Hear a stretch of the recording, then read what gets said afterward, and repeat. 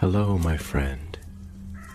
The world of magic, filled with legends and ancient tales, is opening its gates once again. Tonight, in the Gryffindor dormitory by the crackling fireplace, I will share another story with my friends.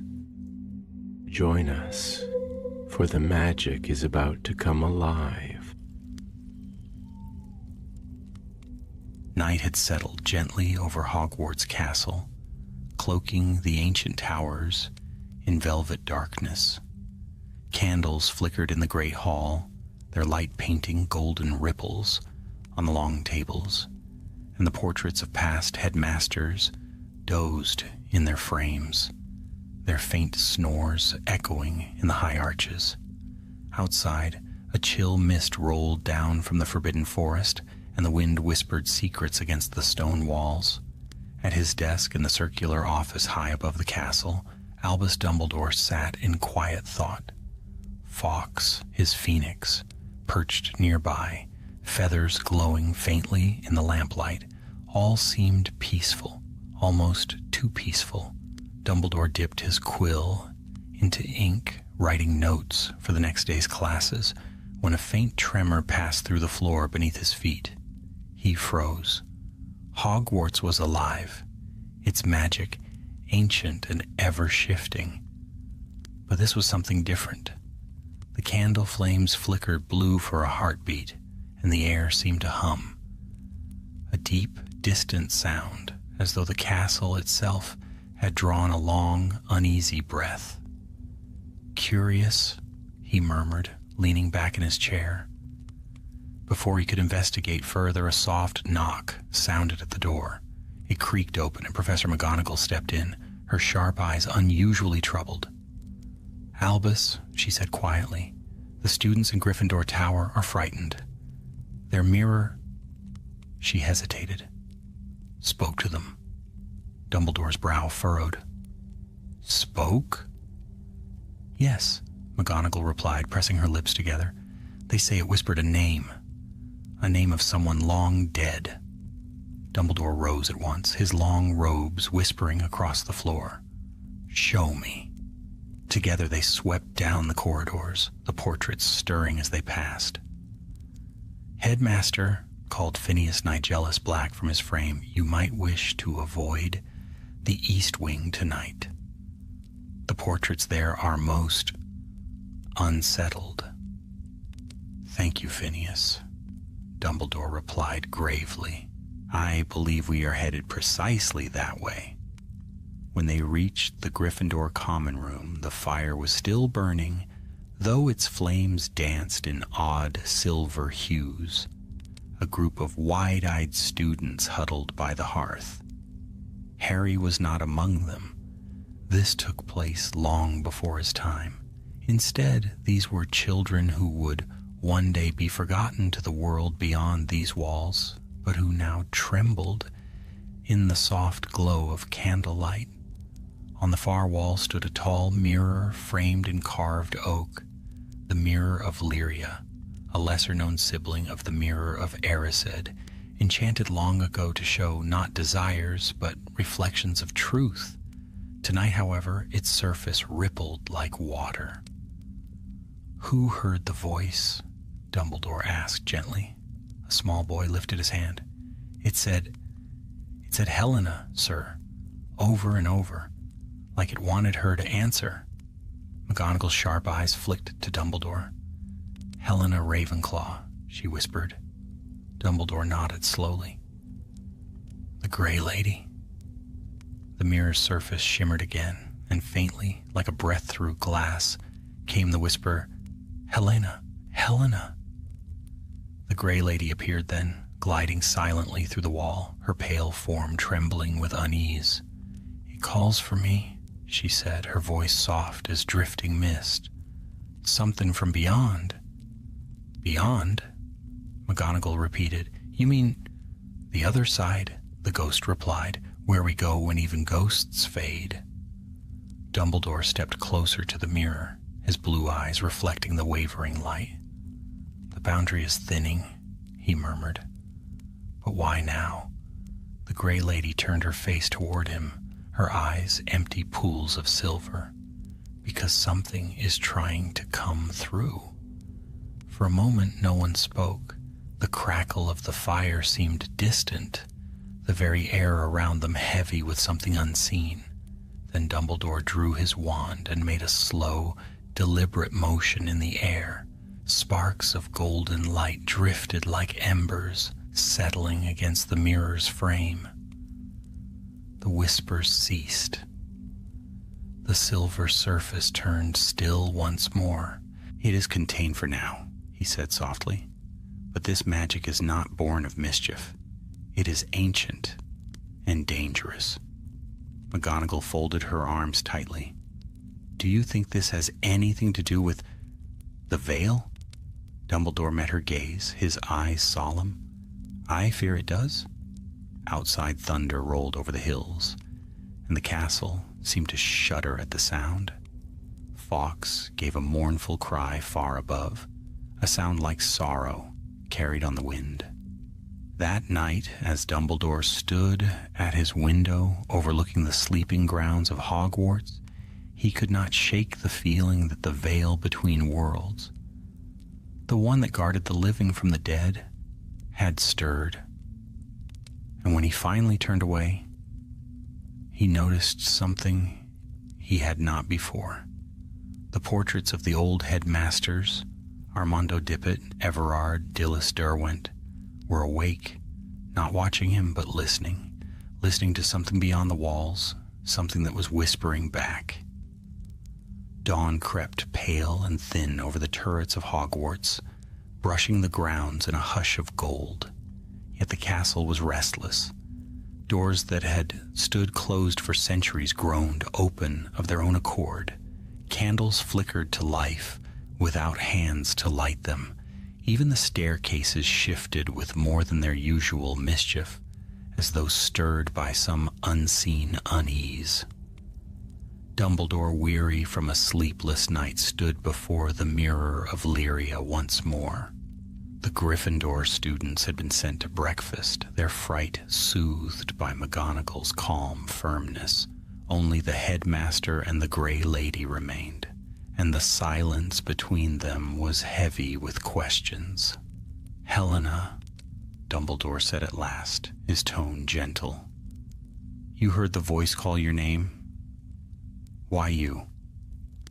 The ghost looked toward the mirror, her expression clouded. "Because it remembers me," she whispered. "Long ago when I lived, I studied secrets that should have been left alone. I thought I could summon my mother's spirit, Rowena Ravenclaw herself, but what came was not her." Dumbledore inclined his head. "You sought contact with the other world?" She nodded faintly. "A foolish wish to mend a broken bond. I opened a door, headmaster. I closed it again, or thought I did. But something beyond remembers my touch." The air grew colder, and faint words trembled across the glass. "Come back." Helena's form flickered, her edges blurring. "It is calling to me again." Dumbledore drew his wand and murmured a soft incantation. The light from its tip spread across the mirror, sealing its surface with threads of gold. "You will not answer," he said. "Not yet. We must understand what seeks you before it finds a way through." He turned toward the Grey Lady. "Helena, will you aid me? You know more of death's shadow than any who yet linger." "I will help you," she said, her voice trembling like wind through a crypt. "But know this, some doors, once touched, remember the hand that dared to open them." That day Dumbledore descended into the castle's oldest depths, the forgotten chambers that lay beneath the great hall. The walls were slick with age, runes faded, but still pulsing faintly in the gloom. He walked with wand light flickering before him, the scent of stone and dust thick in the air. In one chamber he paused. It was circular, its ceiling carved with constellations that no longer matched the sky. At its center stood a raised dais, upon which rested an empty pedestal of black marble. He brushed the dust from an inscription at its base. The ancient words shimmered faintly as he read them aloud. Here spoke the founders with those beyond, in the year of Shadow's fall. He drew in a slow breath. So it is true, he murmured. They tried. A sound echoed behind him, soft, deliberate footsteps. Albus? Came a familiar voice. Professor McGonagall stepped from the shadows, her robes brushing the floor. You vanished after breakfast, she said, frowning. I suspected you'd be here. He smiled faintly. You know me too well. She cast a wary glance about the chamber. What have you found? The remnants of an experiment, Dumbledore replied. Something the founders once attempted, to pierce the boundary between the living and the dead. He traced the carved runes with his wand. They called it the Chamber of the Echoing Veil. Merlin's beard, she breathed. Why would they do such a thing? Dumbledore's eyes gleamed in the wand light. To learn what lies beyond. Even the wise are not free of longing. He moved to the center of the dais, feeling the faint hum beneath his feet. The magic is dormant but not gone. Someone or something has stirred it again. As if in answer, the floor vibrated, a low tremor rolling through the chamber. The constellations above began to shift, their light flickering faintly like dying stars. McGonagall raised her wand. Albus. I feel it too. Dumbledore lifted his own wand, tracing a sigil in the air. Lines of light met and spiraled outward, revealing a faint shimmer in the space before them, a veil thin and trembling like moonlight caught in smoke. Through it came a whisper. Not a word, but a feeling. Hunger. McGonagall's face paled. That's no spirit? No, Dumbledore said quietly. It is something older, something that does not belong. The veil rippled again, and for an instant they both saw a shape beyond. Tall, faceless, its form flickering between shadow and flame. Then, as swiftly as it came, it vanished. The chamber fell silent. Dumbledore's hand trembled slightly on his wand. Seal it, McGonagall said sharply. He nodded, and his wand flared with brilliant light. Ancient runes along the walls reawakened, glowing like embers, their power surging back to life. The shimmer folded in on itself and was gone. They stood in darkness once more, the echoes fading into stillness. It's contained, McGonagall said. For now. Dumbledore's voice was low. Yes, but it was not the first to try crossing, and it will not be the last. Later that night, Dumbledore returned to his office. He poured himself a cup of tea, though he did not drink it. His eyes were distant, fixed upon the headmaster's portraits. They were whispering among themselves. Trouble below, Albus? Murmured Dilys Derwent from her frame. An echo of something old, he replied. Phineas Nigellus snorted softly. If the founders dabbled with forbidden magic, it's their own fault for leaving the mess to you. Indeed, Dumbledore said, smiling faintly.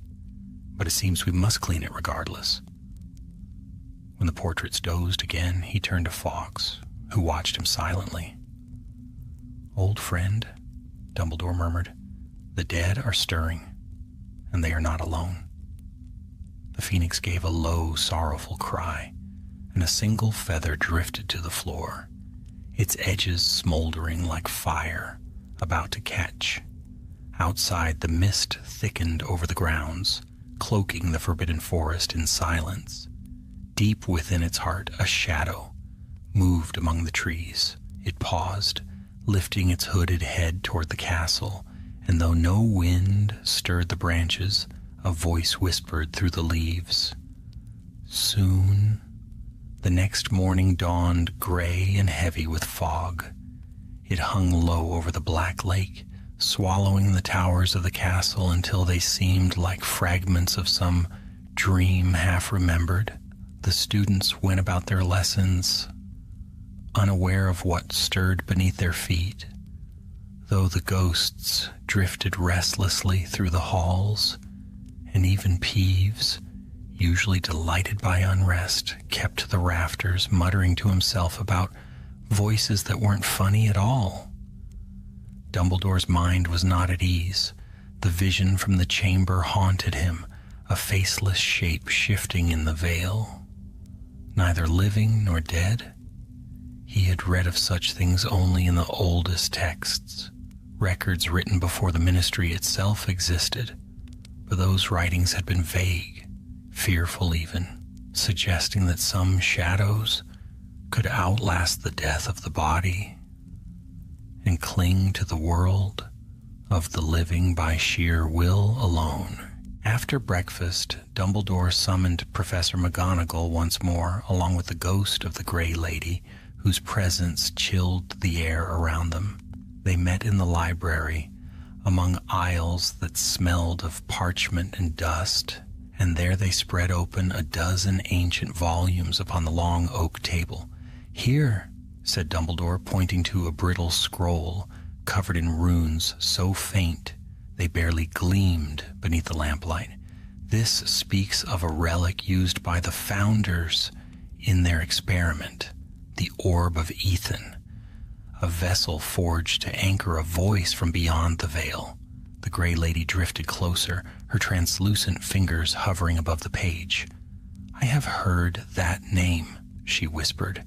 "Ethan, the fire steed who carried souls across the heavens. They believed the orb could summon echoes of the departed without opening the way fully." McGonagall frowned. "And do you think that orb remains here in the castle?"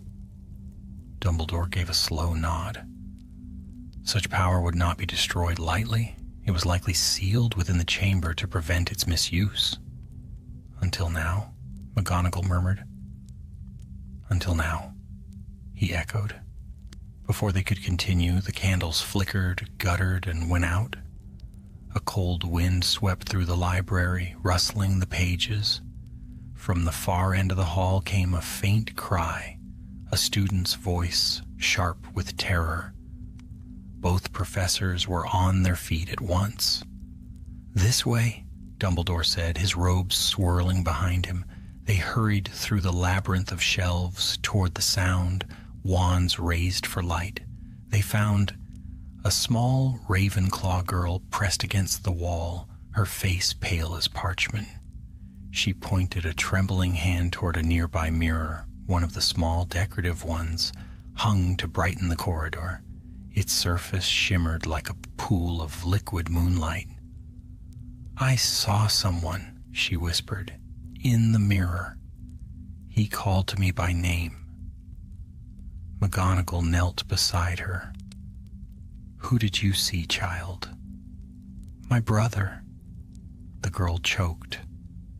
"But he's dead." The mirror rippled again. Dumbledore stepped forward, holding his wand steady. "Do not look, my dear," he said softly.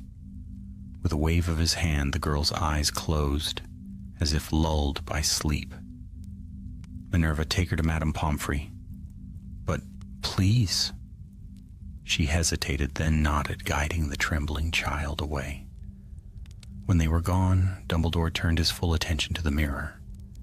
The air around it was colder now, and in its depths he saw not his reflection, but a landscape of shifting shadows. From within came the faintest whisper, his own name, Albus. He did not flinch. "Who speaks?" The whisper came again, closer now. "You seek to close what was opened, but it cannot be undone. Tell me who you are." For a heartbeat, the mist parted, and a face appeared, pale, gaunt, eyes like smoke.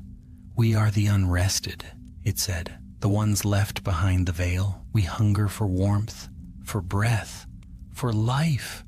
Dumbledore raised his wand, but the mirror cracked from corner to corner with a sound like a cry. The shape vanished, leaving only silence and the faint scent of burnt air. Later, in the safety of his office, Dumbledore sat before the fire, deep in thought. "The unrested," he murmured. Fawkes ruffled his feathers, giving a low, uneasy trill. "Yes," Dumbledore said, answering the unspoken question. "I have heard of them. Fragments of souls unwilling to let go of the mortal world. But this," he shook his head, "this feels guided, organized." As the night grew late, the door to his office creaked open of its own accord. A chill swept through, and the fire dimmed to embers. The portraits of the former headmasters stirred, whispering to one another. "Something moves in the dark corridors," muttered Everard. "Something old." Phineas Nigellus scoffed, though uneasily. "If this is the work of the dead, perhaps it's time we all took a holiday." "Be still," Dumbledore said. He rose and lifted his wand. "Show me." The light from his wand spilled across the floor, and on the far wall faint writing began to appear, letters forming as if drawn by invisible fingers. "Find what was lost. Bring it to the gate." The letters flared and faded, leaving behind the faintest scorch marks upon the stone. "The gate," Dumbledore whispered. "They mean the veil itself." At once he knew what must be done. He would need to return to the chamber beneath the Great Hall to find the orb of Ethan before the unrested could claim it. Before dawn, he was already descending the spiral stairs, cloak drawn close against the chill. His wand light cast long, trembling shadows upon the walls. Beneath the castle, the corridors were silent save for the drip of unseen water and the faint hum of lingering magic. When he reached the chamber, he found the runes dimmed, their glow nearly gone, but the dais still stood, and upon it, half buried in dust, lay a round object no larger than an apple, dark crystal veined with faint silver light. The orb. Dumbledore bent to lift it, but before his fingers touched the surface, a voice whispered behind him, "Don't." He turned. The Grey Lady hovered there, her form flickering. "It knows you now," she said. "Touch it, and it will see through you." Dumbledore's eyes narrowed. "Then I shall have to be careful." He murmured a charm of containment, weaving a net of golden light around the orb. It pulsed once, twice, as if in protest, then stilled. But in that instant the chamber shuddered violently. Cracks split the ceiling, dust raining down. From the walls came 1,000 whispers, overlapping, urgent, pleading, "Let us through. Let us breathe again." Dumbledore raised his wand, sealing the runes once more. The ground steadied, though the air remained cold as winter stone. When he finally returned to his office, dawn was breaking. He set the orb upon his desk, its faint silver glow pulsing softly like a heartbeat. McGonagall entered without knocking. "You found it," she said, eyes wide. "Yes," Dumbledore answered quietly. "But in finding it, I may have awakened what sleeps beyond." Outside, Fawkes gave a low cry, and through the high window, the first light of morning spilled across the orb, where for just a moment a shadow passed within it, shaped like a human hand reaching out. The days that followed were thick with unease. The orb of Ethan rested beneath a veil of enchantments in Dumbledore's office, yet its faint pulse could still be felt through the floor and the very air around it. The headmaster had placed charms of containment, wards of silence, and sigils of binding, but none seemed to dull its quiet rhythm. It was as though the thing had a heartbeat of its own. The castle responded to its presence. Windows clouded over without reason. The ghosts drifted in anxious circles, whispering of distant music that only they could hear. Even the staircases grew moody, stranding students on the wrong floors for hours. And through it all, Dumbledore watched and listened, waiting for the pattern beneath the chaos to reveal itself. One evening, as the last of the sun's light faded from the turrets, Dumbledore stood before the orb again. Fawkes was silent on his perch, feathers dimmed to the color of cooled embers. The headmaster's reflection wavered in the crystal's dark surface. "You have slept for centuries," he said softly. "Why wake now?" The orb pulsed in answer. He felt it before he heard it, an echo faint as a breath, because the way was opened again. Dumbledore's hand stilled upon the desk. By whom? But no answer came. The light within the orb dimmed, and silence fell once more. That same night a shadow moved beyond the castle walls.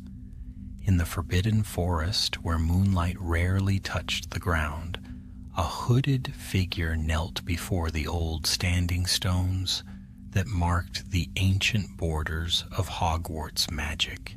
In their hands they held a wand and a book bound in dragonhide, its pages inked with forbidden runes. They whispered words not meant for mortal tongues. The stones trembled, and a ripple passed through the forest, racing toward the castle like a heartbeat in the earth. Back within his office, Dumbledore looked up sharply. The candles flickered blue, and the orb began to hum. He sensed it, the same magic he had felt in the chamber of the echoing veil. Someone else had found a way to touch the other world. Moments later, a knock sounded at his door. Professor McGonagall entered, her expression grave. "There's trouble in the forest," she said. "Hagrid saw lights among the trees, green and silver, like spellfire." "Death Eaters?" "Possibly, but he swears he saw no one." Dumbledore took his cloak from the stand. "We cannot risk the wards weakening further. Come, Minerva, tonight we hunt the source." The forest was deep and cold when they entered, their wands casting pale circles of light that barely pierced the mist. The ground was damp beneath their boots, and the air smelled of moss and rain. Faint whispers seemed to drift among the trees like voices calling from far away. They found the standing stones before midnight. The ground around them was scorched, and the sigils carved upon their surfaces glowed faintly with residual magic. "Dark ritual work," McGonagall murmured. "Someone tried to channel power here." Dumbledore knelt, tracing one of the marks with his wand. "Not tried," he corrected. "Succeeded." The runes flared suddenly, and a shape began to form in the air above the circle, mist coiling into the likeness of a man. Its features flickered, half shadow, half smoke, yet the voice that came from it was all too real. "Headmaster Dumbledore." He stood, wand raised. "Who addresses me?" "An admirer," the shade replied, "and a student of what you seek to hide." McGonagall stepped forward, her eyes sharp. "Who are you?" The mist shifted, solidifying for a heartbeat into a familiar face, thin, pale, and marked by fanatic devotion. "Mundus Travers," Dumbledore breathed. Travers had been a Death Eater, one of Voldemort's loyalists, thought to have fled after the Dark Lord's fall. "Your master still lives," Travers hissed. "But even if he did not, the dead need not sleep forever. I have touched the veil, Headmaster. I have spoken to him."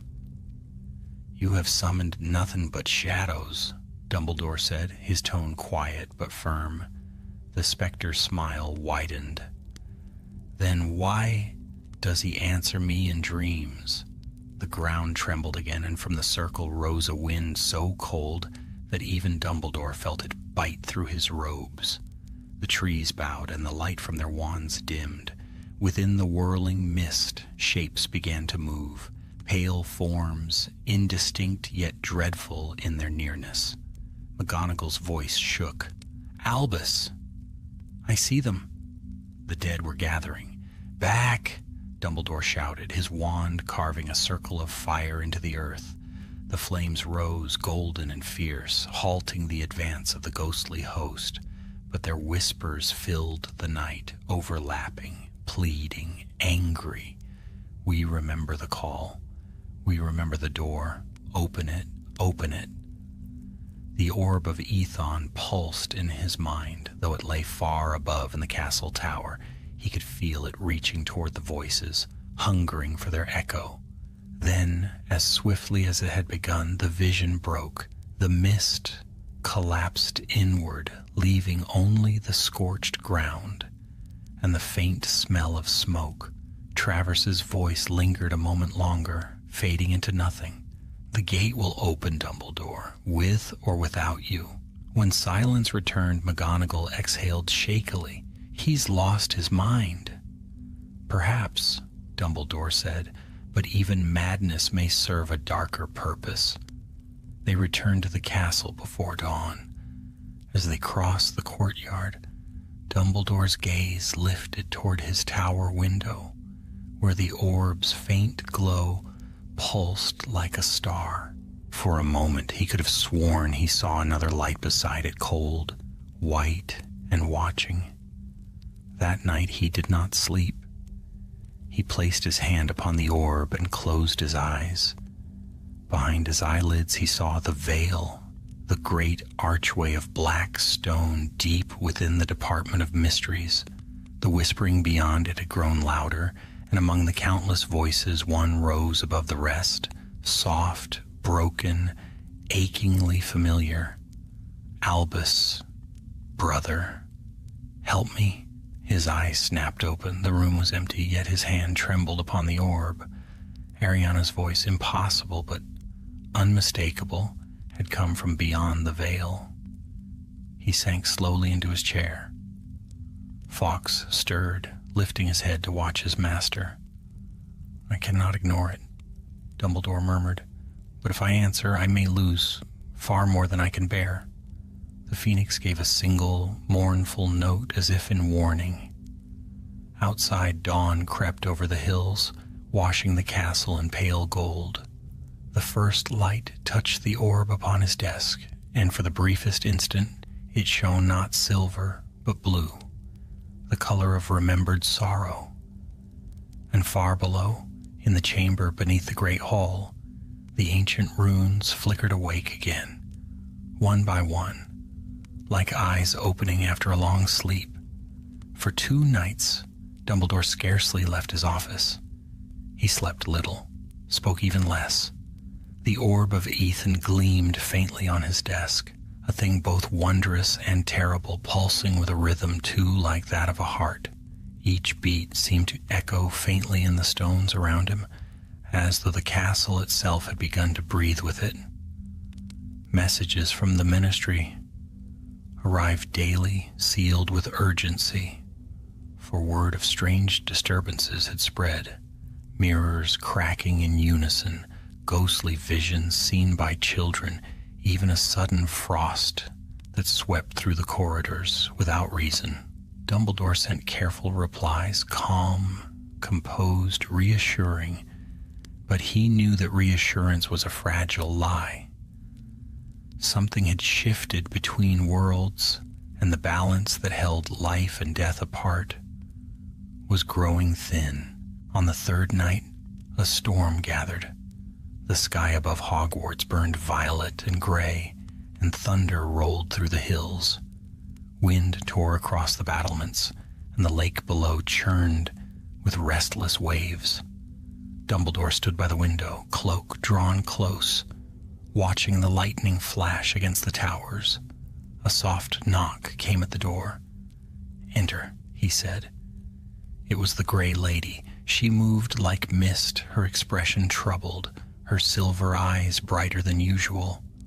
"The others are uneasy," she whispered. "The ghosts feel it. A stirring in the veil. The call grows louder." "Yes," Dumbledore murmured, "I have heard it too." She drifted closer to the desk, her gaze fixed upon the orb. "It calls to what remains of us, the fragments of our old selves.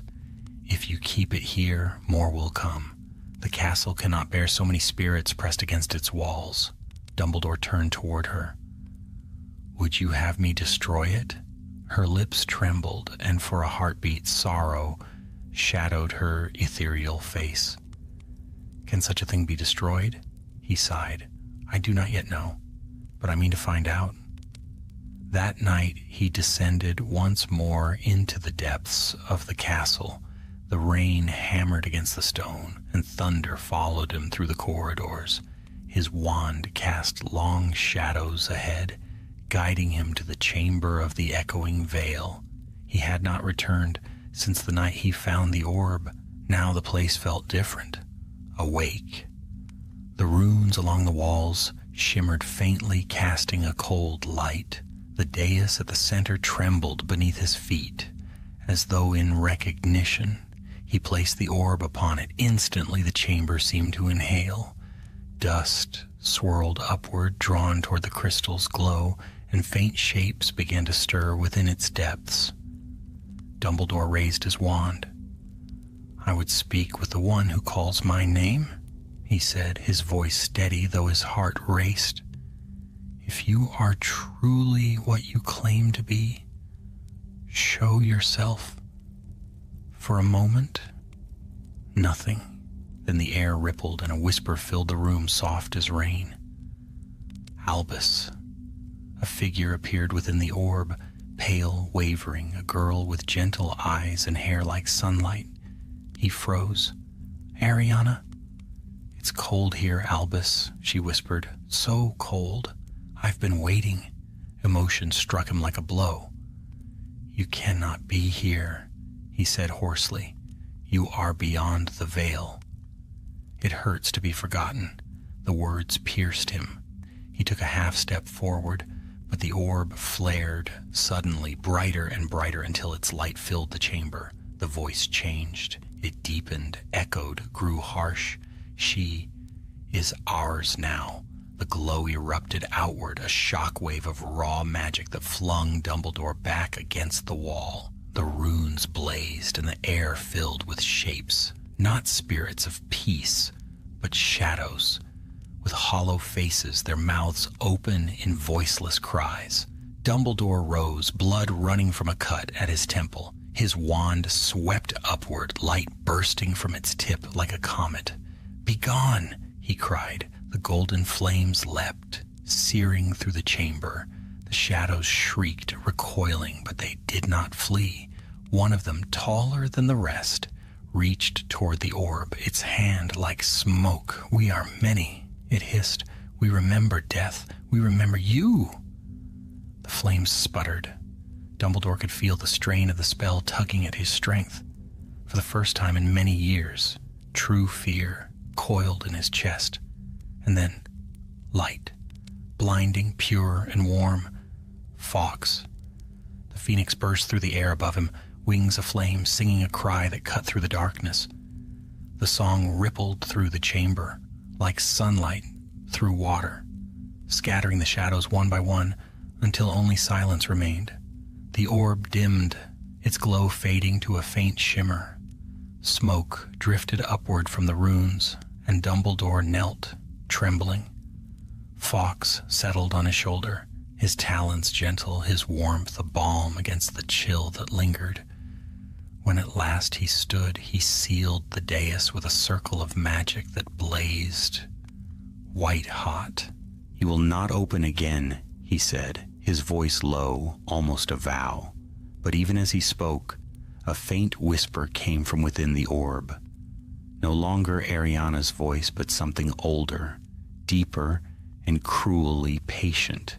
"You cannot seal what has already begun."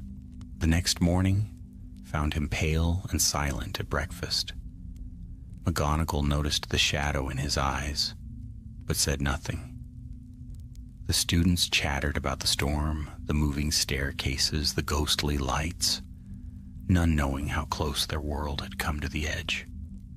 After the hall had emptied, she approached him. "Albus, you look unwell. Tell me what happened last night." He hesitated. Something reached through. It used my sister's voice to draw me nearer. It nearly succeeded.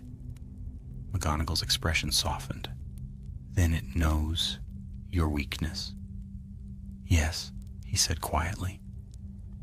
"And that makes it far more dangerous than I feared." They walked together through the courtyard, where the rain had ceased and sunlight fell weakly upon the stones. Above them the clouds were already thickening again. "It was Travers," she said finally. "It must be. His meddling called this forth." "Perhaps," Dumbledore answered, "but he was only the hand. Something greater moves behind him, something that remembers the Founder's work and means to finish it." They stopped before the steps leading back into the castle. Dumbledore turned his gaze toward the distant horizon, where the storm gathered once more. "If it seeks to open the way," he murmured, "then it will come here, to the heart of its birth. And when it does," he looked down at the faint burn on his hand, a mark left by the orb's light, and closed his fingers over it. "I must be ready to face what waits beyond the veil." The wind rose again, sweeping through the courtyard. For an instant, the shadows cast by the towers seemed to move against the light, bending, watching, waiting. And somewhere deep beneath the castle, hidden from sight, the orb pulsed once more. A single, slow heartbeat, a promise that the other world was not done reaching through. The days that followed the storm blurred into uneasy quiet. It was as though Hogwarts itself held its breath. The portraits spoke in hushed tones. The ghosts drifted through the corridors without their usual chatter. And even the students sensed that something unseen had brushed the castle's heart. Lessons continued, laughter echoed faintly in the halls, but beneath it all lay a silence that had weight. Dumbledore went about his duties as though nothing were amiss, yet there was a heaviness in his step that no robe could hide. The mark on his hand, the faint burn left by the orb's light, refused to fade. It pulsed sometimes in the dark, and when he closed his eyes, he dreamed of voices whispering beneath the world. One evening, as twilight deepened and the towers glowed gold against the dying sun, Professor McGonagall found him in the astronomy tower. He stood alone at the parapet, his gaze turned toward the horizon where the forbidden forest stretched black and endless. "You've not eaten all day?" she said, her voice carrying softly in the wind. He smiled faintly. "I find the appetite falters when one is uncertain whether he still stands among the living or has begun to drift between worlds." She frowned. "You've been hearing them again?" Dumbledore did not deny it. Every night since the chamber awoke, the voices call through the wards, faint but growing stronger. They have learned my name now. Sometimes they speak it as though tasting it. And the orb? Quiet for now, but it is not sleeping, only waiting. McGonagall stepped beside him. "What do you mean to do?" "I mean," he said, turning toward her, "to end this before it grows beyond our reach. The castle cannot endure another breach. I must find the thread that ties our world to theirs and cut it." He glanced toward the sky. The clouds were gathering again, heavy and low. "It will not be easy," he murmured, "nor safe." That night, after the castle had fallen silent, Dumbledore descended once more into the depths. He carried the orb wrapped in cloth, its glow dim but steady, and his wand in his free hand. The air grew colder as he went, the stone beneath his boots slick with moisture. When he reached the chamber of the echoing veil, he found the runes dormant. A good sign, though it gave him little comfort. He placed the orb at the center of the dais and began to draw a circle around it, tracing lines of light with his wand. "I will not destroy you," he said quietly, "for what is bound in death cannot be undone by violence, but I will silence you." The circle flared, golden and fierce, its edges sparking with power. He began to chant words older than Hogwarts itself, taught in whispers by the flame of Fawkes and sealed by the wisdom of those who came before. At first, the orb resisted. It pulsed violently, shadows swirling within, but Dumbledore held firm. The air hummed with power, and the circle's light grew brighter still. For a moment, it seemed he might succeed. Then came the voice. It was not a whisper this time, but a chorus. Dozens, hundreds, all speaking as one. "You would silence the dead, Albus Dumbledore? You who bear their weight already?" He staggered, clutching his chest as the mark on his hand flared with searing pain. The light faltered. "You cannot close what you have opened." The orb split the circle's glow like glass breaking through sunlight. Dumbledore stumbled backward as wind howled through the chamber, tearing at his robes. The runes ignited, each symbol burning brighter until the chamber was blinding. Through the storm of light, a figure began to take form. Not ghost, not human. Its shape flickered, tall and shrouded, its eyes twin hollows of fire. "Who are you?" Dumbledore shouted above the wind. The thing's voice was everywhere and nowhere. "I am the keeper of the gate." The voice that answered the founders when they first called beyond. "You woke me, Dumbledore, as they once did, and like them you will fall before the door closes." Lightning burst from the orb, striking the floor beside him. Stone cracked. The chamber shook. Dumbledore raised his wand high, the tip blazing white. "You will not claim this place." They clashed, light against shadow, will against will. The air rippled with the force of it, and for a moment, time itself seemed to slow. Sparks danced like stars. Dumbledore felt the keeper pressing into his mind, showing him visions, endless plains of mist, faces he knew and loved, his sister's hand reaching for his. He faltered, but then he felt warmth, a small flame beside him. Fawkes had appeared again, his wings spread wide, his song cutting through the storm. The phoenix's cry pierced the keeper's form, burning holes through its shadowed body. Dumbledore drew strength from the song. With a final cry, he drove his wand downward, sealing the circle once more. The chamber filled with light so bright it was as if the sun itself had been born underground. When it faded, the keeper was gone.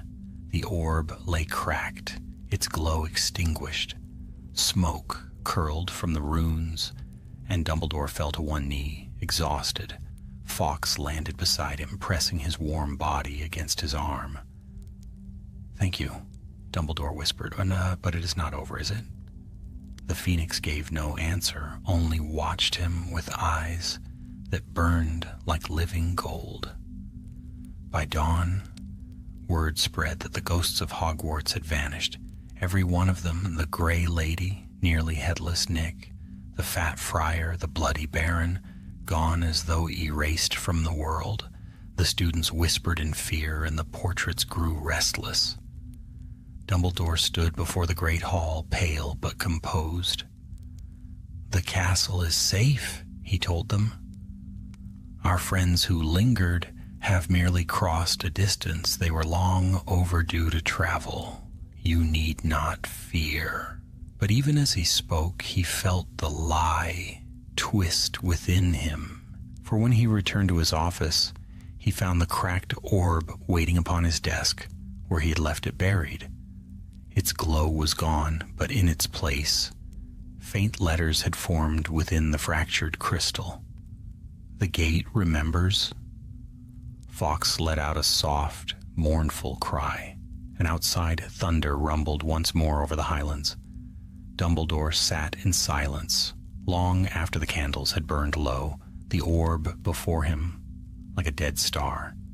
He thought of Ariana, of all he had lost, and of the thing that had spoken from the dark. The veil was not merely a passage between life and death. It was a mind, ancient, patient, watching, and now he feared it had fixed its gaze upon him.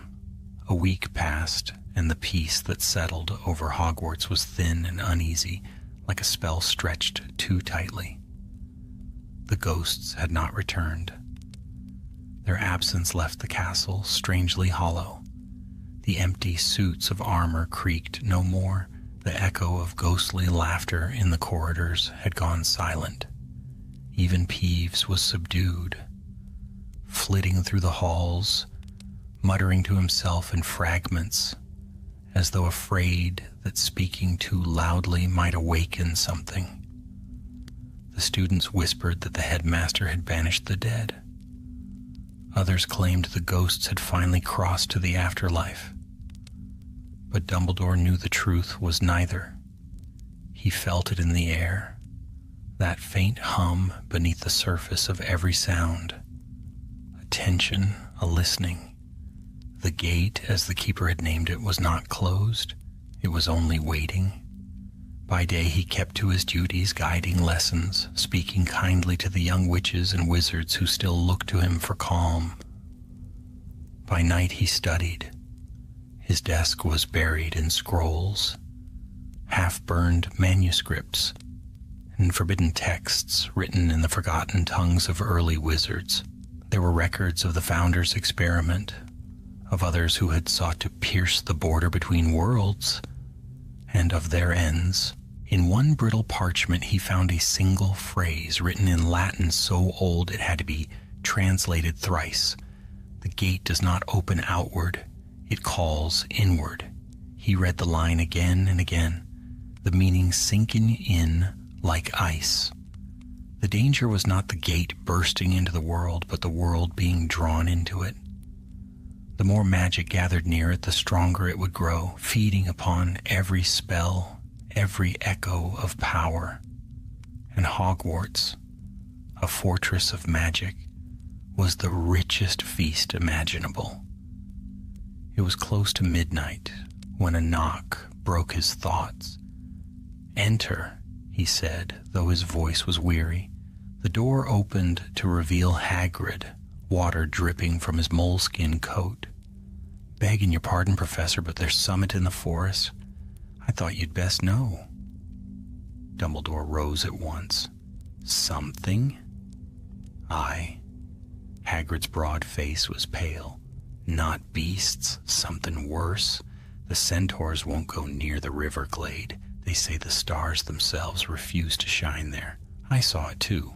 A light, cold and white, moving between the trees. Didn't make no sound." Dumbledore's eyes narrowed. "Show me." Within minutes they were striding down toward the edge of the forbidden forest. The night was moonless, the wind sharp with the smell of pine and wet earth. Hagrid's lantern swung before them, casting long shadows across the path. The deeper they went, the thicker the mist grew, until even the sound of the castle faded behind them. When they reached the glade, the air changed.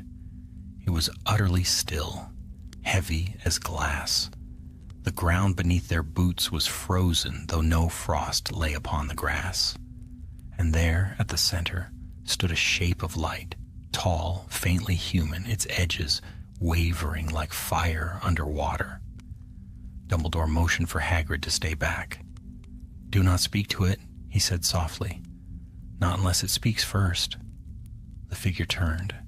It had no face, only two hollows that burned with dim blue fire. Its voice came not from its mouth, but from the air around them. You sealed the chamber. You silenced our call. But you cannot silence the world. Dumbledore lifted his wand, the point steady, though his heart was pounding. Why come here? What do you seek? Balance, the thing replied. The living have forgotten us.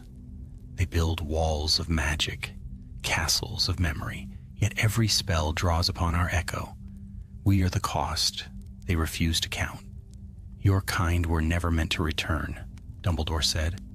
The figure's form rippled, expanding outward like mist, and yet we never left. Light flared. Hagrid stumbled back with a cry as the glade filled with dozens of shapes, pale figures forming from the ground itself, drawn from the very shadow of the earth. They were not ghosts, but impressions of lives once lived, twisted by hunger. Dumbledore raised his wand high, murmuring words older than Hogwarts itself. A circle of fire sprang up around him, and Hagrid driving the shapes back. They shrieked soundlessly, recoiling, but the tallest among them pressed forward, its voice now thunder and wind together. The gate hungers. It will not stop with you. The circle trembled. The fire bent inward, struggling against a pressure unseen. Fawkes appeared in the air above, bursting from nothingness in a storm of flame.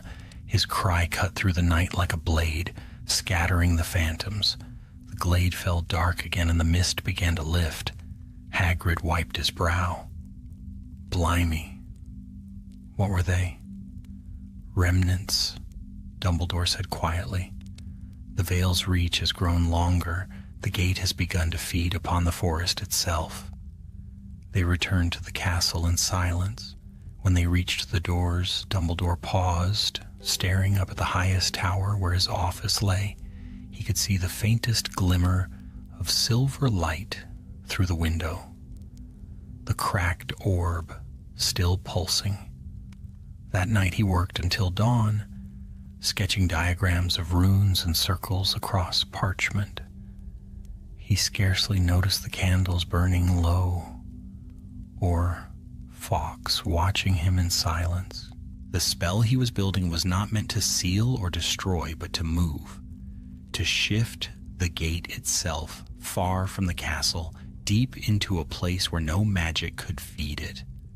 When the first light touched the sky, he stood and straightened his robes. The decision was made. The veil would be drawn away from Hogwarts, even if it meant drawing it toward himself. He descended once more into the chamber of the echoing veil.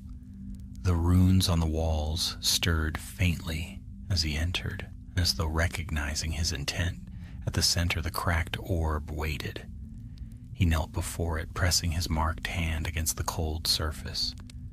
"You have taken much from me," he said softly. "My peace, my ghosts, my sister's voice, but I will not let you take this place." The orb answered with a faint pulse like laughter muffled through stone. He began the spell. Circles of light spun around him, rising higher, faster, until the air shimmered like water. The ground shook and the old runes flared to life. Through the growing roar, he heard the gate's voice, the keeper's whisper, rage and plead together. "You cannot bear the weight. You will be pulled across." "I know," he said, and raised his wand. There was a blinding flash, a sound like a great wind tearing through the earth, then silence. When the light faded, the chamber of the echoing veil was empty. The orb was gone. Only the faint scent of ash and the distant echo of a phoenix's cry lingered in the air. Above, in the quiet dawn, Hogwarts stirred. The ghosts began to return, drifting through the corridors as though waking from sleep. The mirrors reflected only the living once more. The tension that had haunted the air eased at last. In his office, the portraits waited. When the sun reached the window, a single golden feather lay upon the desk, and beneath it a note written in Dumbledore's graceful hand. "The gate has been moved. If it calls again, tell them I went ahead to listen." And though none could say where he had gone, the air around the castle seemed to hum with gentle warmth, as if a great light lingered just beyond the veil, watching, guarding, and whispering in a voice only the Phoenix could hear. The first days after Dumbledore's disappearance were filled with stunned silence. Hogwarts, though ancient and alive in its own right, seemed hollow without his quiet presence. The students whispered his name in the corridors, hoping each murmur might bring him back. Professors carried on their duties with stern faces and weary eyes. Even the portraits spoke softly, as though afraid to break the stillness. But Hogwarts was never still for long. By the third night, strange happenings returned. Quills scratched by themselves in empty classrooms, and the castle's great clock began to chime at the wrong hours. In the library, Madame Pince found books rearranged in circles upon the floor, their pages open to illustrations of veils and doorways. And deep in the Forbidden Forest, the centaurs watched the stars shift positions, their ancient constellations rewritten by some unseen hand. Professor McGonagall bore the burden of leadership now. She met each dawn at the headmaster's desk, staring at the single golden feather left behind. It shimmered faintly in the morning light, but offered no warmth. She had read the note 100 times. "The gate has been moved. If it calls again, tell them I went ahead to listen." "Blast it, Albus," she whispered one evening, setting the note down. "You always did have a taste for drama." But there was no humor in her tone. That night, unable to sleep, she walked the halls of the castle. Her footsteps echoed through the stone corridors, the portraits murmuring as she passed. "He's not gone," said Dilys Derwent softly from her frame. "You can feel it, can't you?" McGonagall paused. "I feel something, but it's faint." "Then listen closer," the portrait replied. And so she did. She stood still, closing her eyes. The wind outside sighed through the windows, and beneath it she thought she heard another sound. Faint, distant, almost like a heartbeat. The next morning she summoned Severus Snape. He entered her office with his usual air of cool detachment, his black robes sweeping behind him. "You sent for me, headmistress." She still wasn't used to the title. "There's been activity," she said. "The wards are flickering again, though the castle shows no sign of threat, and I keep hearing a sound like the pulse of distant thunder." Snape raised an eyebrow. "You think the gate still calls?" "I think it never truly stopped." Snape frowned. "You're suggesting that Dumbledore failed?" McGonagall met his gaze sharply. "No, but perhaps the gate is larger than we imagined. Albus may have moved it, yes. But to where? If he's beyond the veil, he may be holding it at bay alone." Snape's dark eyes flickered, betraying a thought he did not voice. "You mean to find him?" She nodded once. "I intend to try." Later that night, she went to the one place that still carried his magic, the chamber of the echoing veil. It had been sealed by order of the Ministry after Dumbledore's vanishing, but wards had never stopped Minerva McGonagall when she set her will to something. With a whispered spell, the door obeyed. The chamber was silent, cold as moonlight. The dais stood empty save for a faint ring of ash where the orb had once lain. She could still feel his presence here, a residue of light, of warmth, like a memory etched into the stones. "I hope you know what you're doing, old friend," she murmured. She took from her cloak a small vial of silvery liquid, a drop of phoenix tears, the last gift Fawkes had left before vanishing into flame. Holding it above the dais, she whispered the words Dumbledore had taught her long ago, the ones he said should never be spoken unless in greatest need. Illuminare transitus. The vial shattered, the chamber flared white, and then she saw him.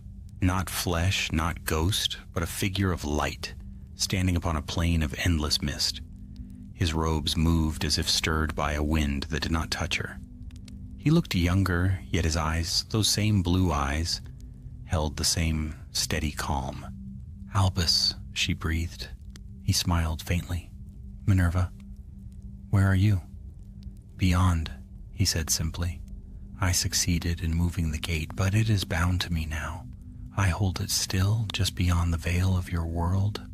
The dead are at peace again, but the balance is fragile." Tears stung her eyes. "Then come back. Hogwarts needs you." He shook his head. "You don't understand. To leave would be to open it once more. My place is here, between." The mist around him trembled, and she heard whispers rising from the unseen, countless voices, layered and soft like wind across stone. He glanced upward. They grow restless again. They sense life near the boundary. "You must go, Minerva. Close the chamber. Destroy the path." She took a step forward, desperate. "Ed, I can't leave you here." "Listen to me," he said gently. "I am not lost. As long as Hogwarts stands, I will stand with it. You will feel me in the wards, in the light, in the laughter of the young. That will be enough." And then the mist began to pull him back. His form flickered, and the light around him dimmed. "Goodbye, Albus," she whispered. He smiled once more, his voice fading. "Until the gate sleeps." Then he was gone. When she opened her eyes, the chamber was dark again. The ashes on the dais were cold, and the vial lay shattered at her feet. She felt a warmth on her hand and looked down.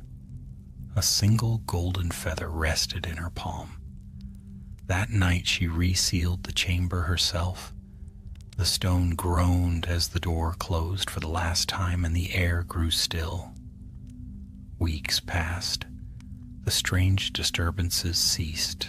The students laughed again. The ghosts returned to their gentle hauntings, and peace, true deep peace, settled over the castle. Yet sometimes, when the candles burned low and the night wind sighed through the corridors, McGonagall would pause at her desk, feeling the faint hum beneath her feet. Not threatening, not dark, but steady and kind. It was the same heartbeat she had heard before, and somewhere far beyond the veil, in that quiet place between worlds, a light glowed faintly. The shape of a man watching, listening, guarding still. Hogwarts was safe, and though its headmaster was gone, his magic lingered, bright as dawn after the storm. The gate had closed. For now. Winter came to Hogwarts in silence. Snow dusted the castle turrets, and frost crept across the window panes like silver lace. The lake lay still beneath a sheet of ice, reflecting a sky pale as pewter. Within, fires burned low, and the scent of pine and wax drifted through the corridors. For a time, all seemed peaceful, yet the peace was uneasy. Though Professor McGonagall had sealed the chamber of the echoing veil and warded it with spells of final binding, the castle still carried a memory of what had been. The students whispered of strange dreams, dreams of corridors filled with fog, of distant singing that sounded like bells underwater. The ghosts avoided the dungeons, and Filch swore he heard footsteps echoing from empty halls long after curfew. McGonagall carried on as headmistress with measured grace, but in quiet moments she would look toward the headmaster's empty chair and feel the faintest tremor of warmth there, as though someone unseen still sat beside her. The golden feather lay on her desk, gleaming faintly each morning, no matter how many times she moved it away. One evening, as snow fell thick across the grounds, she stood before the great hall's tall windows, lost in thought. The sky beyond glowed faintly blue, and the faint hum beneath the castle stones. The pulse she'd come to recognize as Dumbledore's lingering magic steadied her heart. But that night something changed. The hum faltered. At first it was so slight she almost missed it, a flicker in the air like a candle trembling before a draft. But then came the silence, the deep, unnatural quiet that filled her chest with cold. She turned sharply.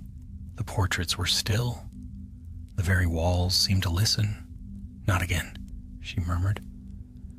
Moments later, the doors of the great hall burst open. Hagrid stumbled in, snow clinging to his beard and coat, his lantern swinging wildly. "Headmistress," he gasped. "Something's wrong in the forest." Her heart tightened. "What is it this time?" "The centaurs are in a fright," he said.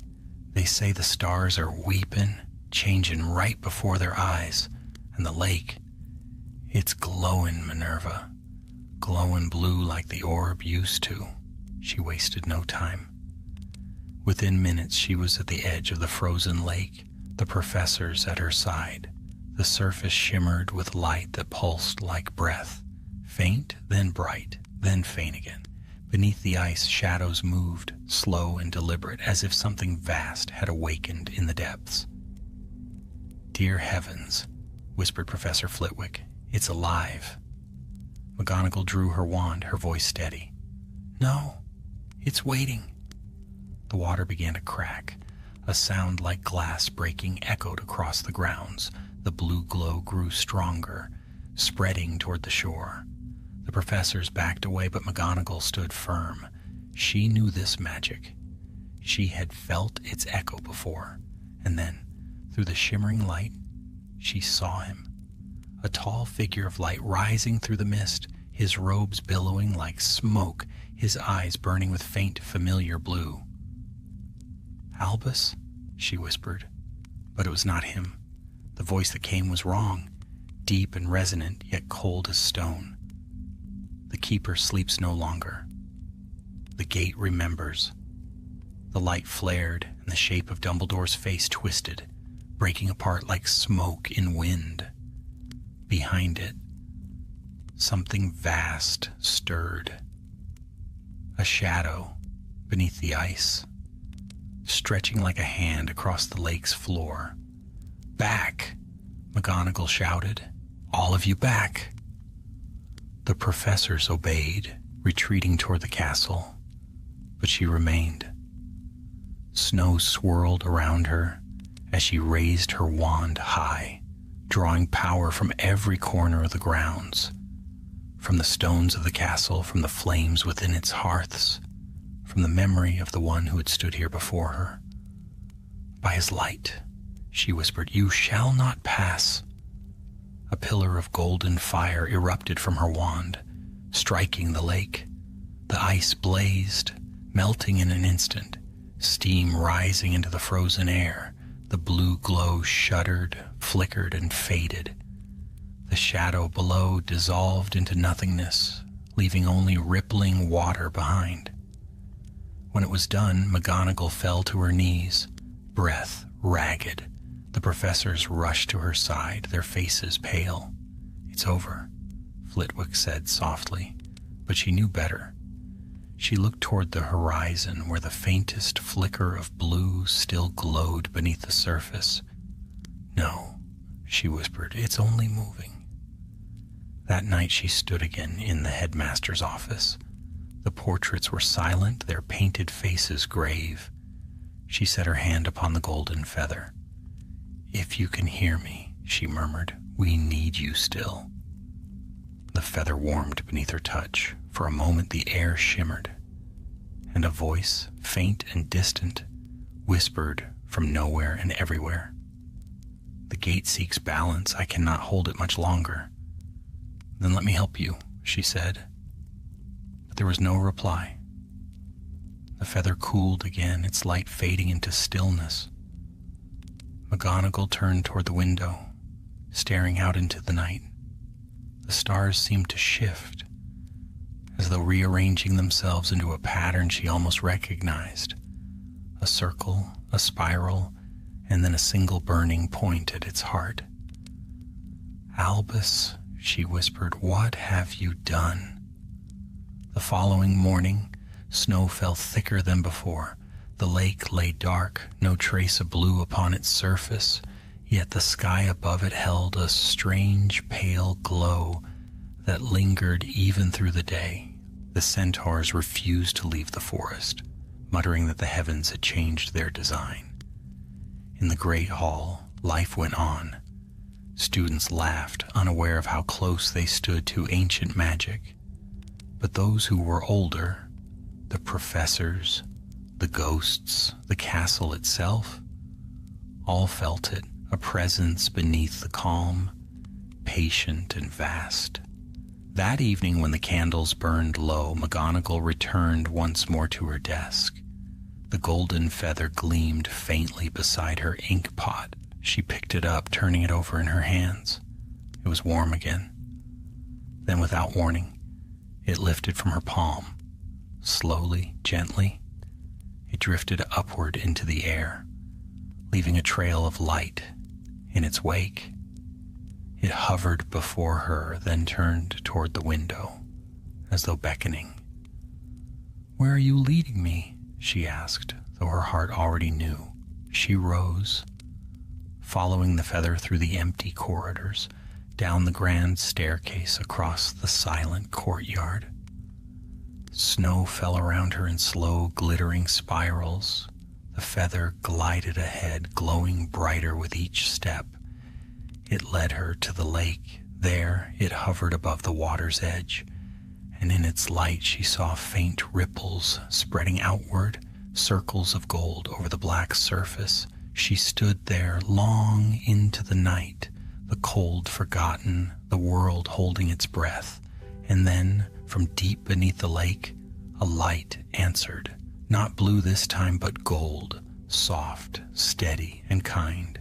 The feather fell gently into the water and vanished. McGonagall closed her eyes. For the first time in months, she felt peace. Somewhere beyond the veil, Dumbledore was still watching, still guarding. The gate had not broken him. It had become his burden, his watch. And as the snow fell thicker around the castle, the faint hum beneath its stones returned, a heartbeat steady and strong, echoing through every hall. Hogwarts was breathing again. The winter deepened, and the world beyond Hogwarts seemed to sleep. Frost bound the forbidden forest in silence, and the black lake lay buried beneath ice so thick it mirrored the stars like glass. The castle's towers glowed softly through curtains of snow, each light a promise against the long dark. Yet within those ancient walls, quiet was a fragile thing. Professor McGonagall had grown accustomed to its deceptive calm, for she could feel the pulse beneath the stone. That faint hum which had become the heartbeat of Hogwarts. Dumbledore's magic, enduring and watchful, still lingered. Still, something had changed since the night the feather fell into the lake. The hum had grown softer, the air colder, as though the strength holding the gate beyond the veil was weakening. One evening, while the last students drifted from the great hall, McGonagall lingered by the staff table, her gaze distant. The candles guttered in the draught, shadows bending oddly across the marble floor. Then, faintly, she heard it. A sound like the rustle of robes behind her. She turned sharply. No one stood there. Only the air itself seemed to shimmer. "Minerva?" Her heart froze. It was his voice, calm, deep, unmistakable. "Albus?" she whispered. The shadows rippled, and for a heartbeat she thought she saw his form, tall, robed, haloed faintly in gold. Then it was gone. The portraits of the old headmasters stirred uneasily when she reached her office. "You heard it?" said Everard, his painted eyes wide. "Yes," she replied softly. He spoke again. Phineas Nigellus leaned forward in his frame, his usual sneer subdued. "If Dumbledore's spirit walks the halls, the boundary between worlds is thinning once more. You should call the Ministry. The Ministry will send fools with rules and no understanding," she said sharply. "This is our home. We will guard it." She left before dawn, her cloak drawn tight against the wind. The lake stretched before her, unbroken save for a single point of light gleaming far beneath the ice. It was faint but steady, the same golden glow she'd seen that night when the feather vanished. She knelt beside the shore. "Albus," she murmured, "what are you trying to show me?" The water stirred, rippling outward though the wind was still. Her reflection shimmered, and for a moment it was not her face she saw, but his, older, wearier, his eyes shadowed by strain. "The gate stirs again," came his voice, distant but clear. "I cannot hold it much longer. Something calls from the depth, something older than either world." "Then let me come to you," she cried. "No, you must stay. The castle must have its guardian." "Then tell me what to do." "Find the anchor. The founders left it within these walls. It binds the magic of Hogwarts to the living realm. If the gate consumes it, both worlds will fall." The vision flickered, his voice faded like wind through snow. "Albus, where is it?" But only the echo of her own voice answered. The light beneath the ice went dark. When she returned to the castle, dawn was breaking, pale and cold. The sky was a washed-out gray, and ravens perched along the battlements like sentinels. McGonagall moved swiftly through the corridors, the echoes of her boots sharp in the stillness. The anchor. She had heard that word only once before, in an old tale of the Founders' enchantments. Legend said that when Hogwarts was raised, the 4 great wizards bound their magic into a single heartstone, hidden somewhere within its walls. It was said to pulse in rhythm with the castle itself, the source of its endless life. If the gate sought it, the heart of Hogwarts was in peril. By evening she'd summoned her most trusted allies, Snape, Flitwick, Sprout, and Madam Hooch, to the old classroom beneath the tower. Candles flickered upon ancient maps and scrolls spread across the table. "The founders built this school to endure," she told them. "They hid its power within." Albus believed that power was what drew the gate's attention. "We must find it before it's taken." Snape leaned forward, his expression unreadable. "And if we fail?" McGonagall met his gaze. "Then the castle will die, and perhaps the world with it." They searched through the night, runes carved into forgotten stone, hidden stairways behind moving portraits, sealed doors that opened only at certain times of day. Each step led them deeper into the oldest layers of Hogwarts.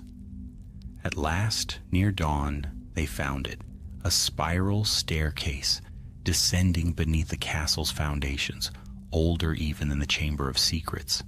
The air grew warmer as they went, filled with the hum of immense ancient magic. At the bottom stood a great chamber, shaped like a heart, 4 arches meeting at its center, each carved with the sigils of the founders.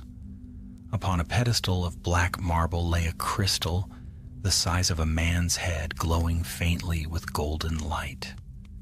"The anchor," whispered Flitwick. It pulsed gently in rhythm with the faint hum of the castle. McGonagall stepped closer and stopped. The golden light was dimming. With each pulse it flickered weaker, and then came the whisper, "Balance must be restored." The gate's voice, a tremor ran through the floor. The arches began to darken, their carvings twisting into shapes of smoke and flame. The air grew heavy, thick with a power that bent light and breath alike. "Get back!" McGonagall cried, raising her wand. The others retreated as shadows spilled from the cracks in the stone, tall, faceless forms reaching toward the anchor. She struck them with fire, with light, with every spell she knew, but they did not burn. They recoiled only when her voice spoke Dumbledore's name. At once, golden flame burst from the crystal, sweeping outward in a wave that filled the chamber. The shadows screamed and vanished, leaving only silence. When the light dimmed, the crystal's glow steadied again. The tremor ceased. McGonagall sank to her knees, her strength nearly spent. Snape moved to help her, but she waved him off. "He's still with us," she whispered. Flitwick looked around in awe. Then Dumbledore saved us again. "No," she said quietly. "He only delayed it. The gate knows where we are now." That night, alone in her office, she stood before the window. The castle lay quiet beneath the snow, but far to the north, beyond the forest, beyond the mountains, a faint blue light shimmered on the horizon, pulsing slowly, endlessly. The gate had found another way through, and though the castle was safe for now, McGonagall knew the battle was not over. The keeper still waited, patient and eternal, in the cold between worlds. Somewhere beyond the veil, Dumbledore watched. His light flickered against the growing dark, steady but strained. A guardian standing where even death could not reach. The gate had been moved, but it was still awake. The snow melted at last, though spring brought little warmth. A restless wind swept over the highlands, and the clouds above Hogwarts moved faster than they should have done, as if driven by unseen hands. Students laughed in the courtyards and studied in the sun, unaware that the air they breathed had grown thin with magic, or that the earth beneath their feet trembled faintly at night. McGonagall knew. She felt it in every stone of the castle, in every flicker of the torches that lined the corridors. The anchor pulsed unevenly now, its golden light dimming for long stretches before flaring weakly again. She had sent word to the ministry, but they could do nothing. No spell, no ward could mend something built by the founders themselves. And each night when she closed her eyes, she saw him. Dumbledore, standing in a void of white mist, his form faint, the edges of his robes dissolving like smoke. His voice reached her as though through water. "Minerva, the gate widens. Tell me how to stop it," she always said. "I am holding it back. But there is a crack in the world. You must find where it bleeds through." Then the vision would fade, leaving her awake, her hands trembling, her heart aching with dread. It was on the night of the spring equinox that the castle trembled in earnest. The portraits cried out, the candles guttered, and a deep rumble rose from the earth. McGonagall ran from her chambers, her robes billowing behind her, As she raced toward the great hall, students were already gathered there, frightened but unharmed. The ceiling above, enchanted to mirror the sky, showed only swirling darkness, no stars. "Headmistress," shouted Flitwick, "the magic, it's collapsing in the West Tower."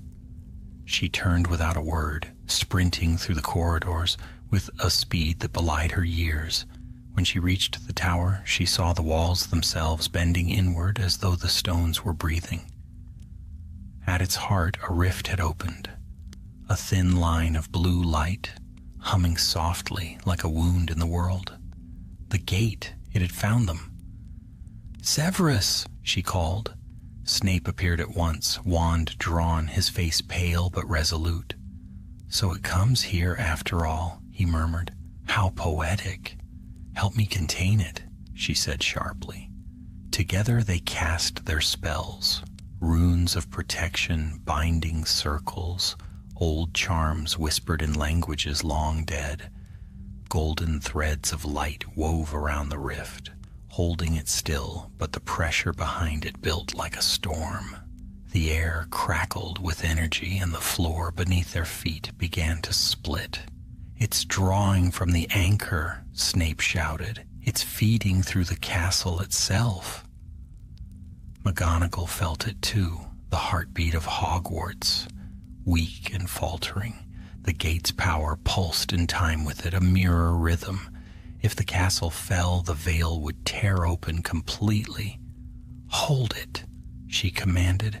Snape gritted his teeth, channeling his magic until sweat beaded his brow. The light flared brighter, the hum rising to a shriek. Then through the chaos came a sound that froze her blood. A voice, calm and clear, cutting through the roar like a bell. "Minerva." Dumbledore. His form appeared within the rift, half shadow, half light. His eyes glowed like stars seen through fog. "Albus," she cried, "tell me what to do." He lifted a hand. "It seeks a vessel, a bridge. If it cannot claim me, it will claim the castle or one of you." The blue light surged outward, striking the floor in a spray of sparks. McGonagall stumbled, her wand slipping from her grasp. The rift widened and the walls groaned. Snape moved without hesitation. He stepped between her and the gate, raising his wand high. "Then it shall have neither," he said coldly. "I have served enough masters of darkness." A blast of light erupted from the gate, striking him full in the chest. He cried out, but stood his ground, his magic meeting the storm. In a blaze of green fire, the rift screamed, folding inward, the walls cracking. "Severus, no!" McGonagall shouted, reaching for him. He turned to her, his expression calm even as the light consumed him. "Tell the students. Study hard." A wry smile touched his lips. He'd have wanted that. Then he was gone. The light vanished, the rift sealed, and the tower fell still. McGonagall sank to the floor, her heart hammering, tears stinging her eyes. The air smelled of smoke and iron. Where Snape had stood, only a faint shimmer of magic remained, drifting upward like mist. "Severus," she whispered. The silence that followed was heavy as stone. The castle groaned once more, settling back into stillness. The gate had closed, but at a cost. When dawn came, the first light touched the towers and snow fell softly once more. The students awoke to whispers of the night's events, though few knew the truth. McGonagall stood alone in the courtyard, watching the sun climb over the hills. A faint glimmer appeared in the sky. Not the blue of the gate, but a softer, warmer light. It descended slowly like a falling star and landed upon the snow before her, a single golden feather. She bent to pick it up. Warmth flowed through her hand, steady and sure. A voice followed, gentle as a breeze. "He is not gone. None of them are. The gate cannot claim what was freely given. She smiled faintly, tears catching in the light. Albus, you never did know how to leave things unfinished. The feather dissolved into light, and for a moment she felt a calm so deep it silenced the world. The hum beneath the stones returned, faint but steady, and the castle seemed to sigh in relief. That night, when the torches burned low, she walked the halls alone. The portraits watched in silence, bowing their painted heads as she passed. She paused before the great window overlooking the lake, now clear and still beneath the stars. "You've done it again, Albus," she said softly. "Saved us all. But I do wish you'd stop." The wind stirred, carrying the faintest sound, laughter, distant and kind. She smiled. Beyond the veil, in that endless place of mist and starlight, a figure walked among the echoes, a man with half-moon spectacles and a phoenix upon his shoulder. Wherever he went, the shadows receded, and far above, in the waking world, Hogwarts stood proud beneath the stars, day, its windows glowing warm against the night. The gate slept once more, held fast by the will of those who had given everything to protect it. For now, the other world was quiet, but deep in the dark between life and death, something ancient still watched, waiting for the next name to be spoken, the next whisper to answer. And so the castle dreamed, and the flame endured. Spring ripened into summer, and though the sun shone brightly over the green hills of Scotland, Hogwarts remained quieter than it had ever been. The loss of Professor Snape, whispered among the teachers and cloaked from the students with half-truths, lay like a shadow in the air. The castle still hummed with magic, gentle, steady, alive. But it was different now, as if mourning too. Professor McGonagall had grown older in those months. Her hair had turned a shade paler, and though her eyes retained their sharpness, there was weariness behind them, the kind born not from age but from witnessing too much. She rose each day before dawn to walk the grounds, pausing always by the lake. The water was clear now, calm as glass. She had not seen the golden light since that night, yet she felt it there, still deep below the surface, a soft heartbeat in the world's quiet places. Summer lessons drew to their end, and the carriages that would soon carry students home stood ready in the courtyard. The air was filled with laughter again. Young witches and wizards raced through the corridors, oblivious to how close they'd come to losing their sanctuary. McGonagall watched them from the window of her office, a faint smile touching her lips. Hogwarts was alive. That was what mattered most. Yet even as she smiled, she felt a pull, faint, familiar, a whisper not in her ears but in her thoughts. "Minerva." The voice came like a ripple across still water. She turned sharply. The office was empty, the portraits asleep. Only Fawkes's old perch stood silent in the corner, dust glimmering on the wood. The phoenix had not returned since Dumbledore's passing beyond the veil, though now, for the first time, she thought she smelled a trace of smoke. Faint, like the memory of flame. "Albus?" she whispered. The reply came not in words, but in warmth, a sudden glow that filled the room, golden and soft. The feather she kept upon her desk rose gently into the air, drifting toward her. It pulsed once, then dissolved into light. And from that light a figure began to form.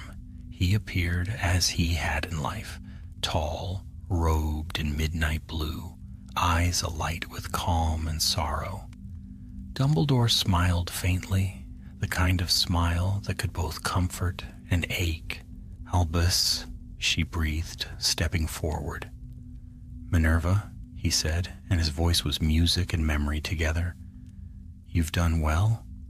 The gate is still, the anchor holds, and Hogwarts endures.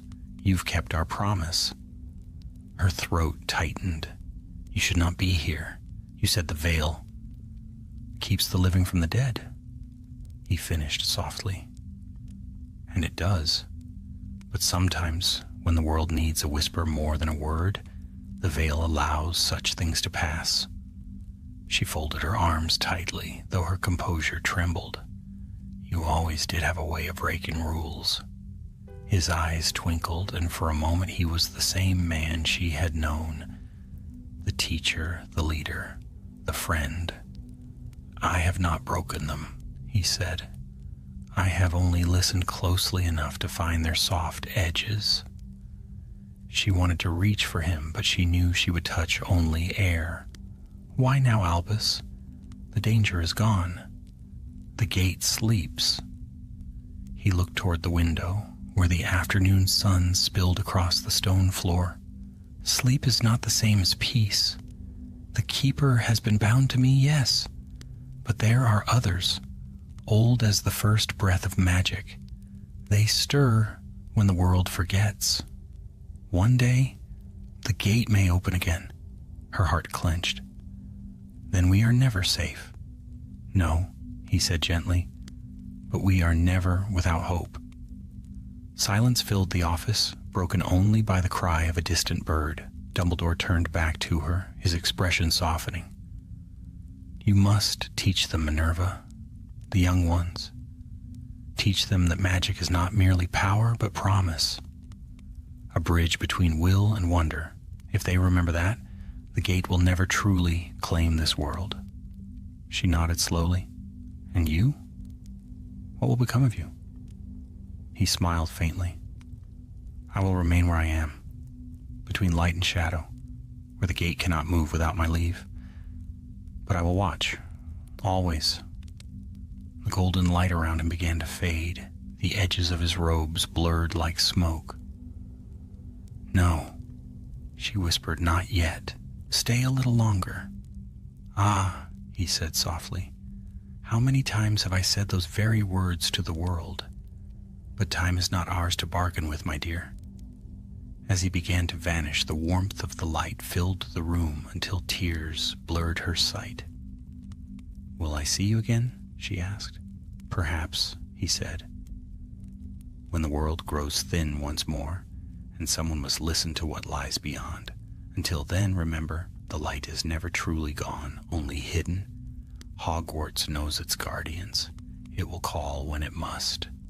The light flared once, and he was gone. The office fell still. Only the soft whisper of wind through the high window remained. McGonagall sank into her chair, her hands trembling. The faint scent of fire lingered in the air. Outside, the bells rang for supper. Students filled the great hall with laughter, unaware that their headmistress sat in quiet awe of what she had just witnessed. She brushed her eyes, straightened her robes, and rose. Duty, as ever, called her back to the living. That evening, as dusk painted the sky in gold and violet, she stood once more upon the castle's front steps. The lake shone with the soft reflection of the sunset, and in its depths she thought she glimpsed a faint golden gleam, there and then gone again. Far away, in the other world, the gate stood closed. Beyond it, in the place where neither time nor death held sway, Albus Dumbledore walked the borderlands.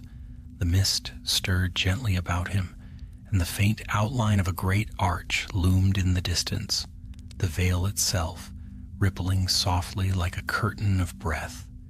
A shape moved beside him, the phoenix reborn, feathers blazing with quiet fire.